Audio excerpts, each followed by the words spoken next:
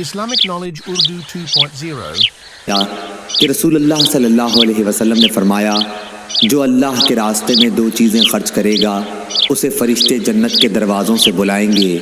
کہ اے اللہ کے بندے یہ دروازہ اچھا ہے۔ پھر جو شخص نمازی ہوگا اسے نماز کے دروازے سے بلایا جائے گا، جو مجاہد ہوگا اسے جہاد کے دروازے سے بلایا جائے گا، جو روزے دار ہوگا اسے باب ریان سے بلایا جائے گا، اور جو زکوٰۃ ادا کرنے والا ہوگا اسے زکوٰۃ کے دروازے سے بلایا جائے گا۔ اس پر ابو بکر رضی اللہ عنہ نے پوچھا، میرے ماں باپ آپ صلی اللہ علیہ وسلم پر فدا ہوں، یا رسول اللہ صلی اللہ علیہ وسلم جو لوگ ان دروازوں میں سے کسی ایک دروازے سے بلائے جائیں گے مجھے ان سے بحث نہیں، آپ یہ فرمائیں کہ کیا کوئی ایسا بھی ہوگا جسے ان سب دروازوں سے بلایا جائے گا؟ آپ صلی اللہ علیہ وسلم نے فرمایا کہ ہاں، اور مجھے امید ہے کہ آپ بھی انہی میں سے ہوں گے۔ صحیح بخاری حدیث نمبر 1897 کہ رسول اللہ صلی اللہ علیہ وسلم نے فرمایا،